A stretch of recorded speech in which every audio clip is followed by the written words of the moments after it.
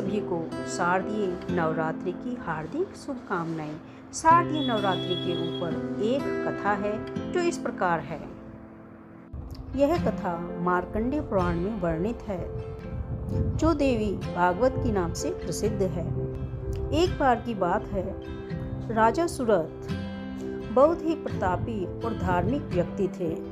उनका राज्य बहुत ही विस्तृत और समृद्ध था, किंतु एक दुष्ट संयोग से उनके ही कुछ लालची मंत्रियों और सामंतों ने उनके विरुद्ध विद्रोह कर दिया और उनके खिलाफ युद्ध शुरू कर दिया।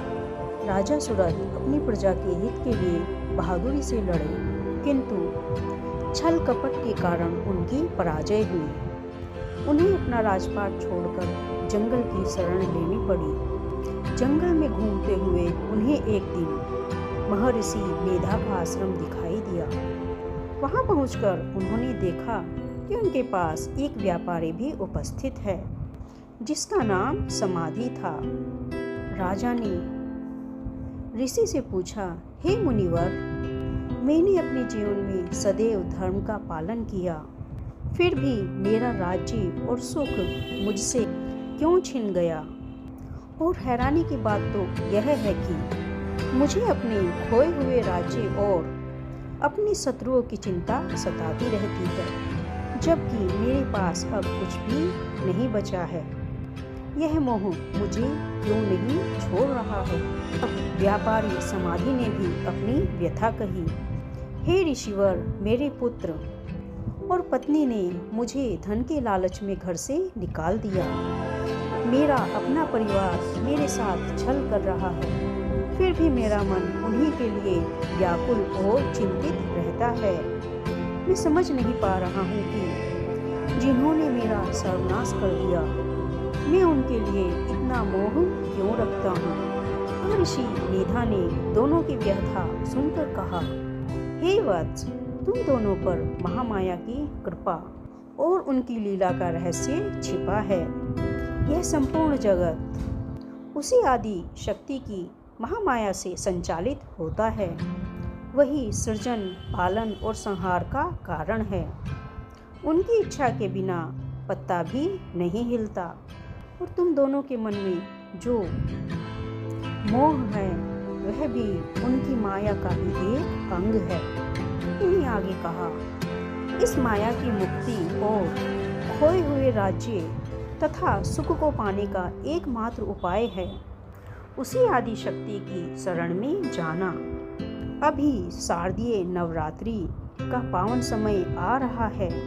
तुम दोनों विधि विधान से इस अवसर पर देवी की आराधना करो। राजा सुरथ और व्यापारी समाधि ने ऋषि की आज्ञा का पालन किया। उन्होंने नवरात्रि में 9 दिनों तक कठोर व्रत रखा, देवी की मूर्ति की स्थापना की और प्रतिदिन दुर्गा सप्तशती का पाठ किया। वे फल फूल खाकर रहते और रात्रि जागरण करते। उनकी अटूट श्रद्धा से प्रसन्न होकर 9वें दिन नवमी देवी प्रकट हुई और बोली, वर मांगो। राजा सुरथ ने कहा, हे माँ, मैं अपना खोया हुआ राजपाट चाहता हूँ और इस मोह से मुक्ति चाहता हूँ। देवी ने कहा, तथास्तु, तुम शीघ्र ही अपना राज्य पुनः प्राप्त करोगे और अंत में मोक्ष को प्राप्त होगे। मैंने समाधि व्यापारी की ओर देखा। समाधि ने सांसारिक मोह से मुक्ति की याचना की। देवी ने उन्हें ज्ञान और वरदान दिया, जिससे उनका मोह दूर हो गया और उनकी मुक्ति का मार्ग प्रशस्त हुआ। ये वरदान से राजा सुरथ ने अपने शत्रुओं पर विजय प्राप्त की और पुनः अपना राज्य प्राप्त किया। किंतु अब उनके मन में सांसारिक मोह कम हो गया था। उन्होंने अंततः राजपाट को त्याग कर देवी की भक्ति में लीन होकर मोक्ष को प्राप्त किया। कथा केवल बुराई पर अच्छाई की जीत नहीं, बल्कि मन के आंतरिक संघर्ष और मोह से मुक्ति की भी कथा है। यह कथा बताती है कि देवी की कृपा से बाहरी संकटों से और साथ ही साथ आंतरिक दुर्बलताओं पर भी विजय प्राप्त की जा सकती है।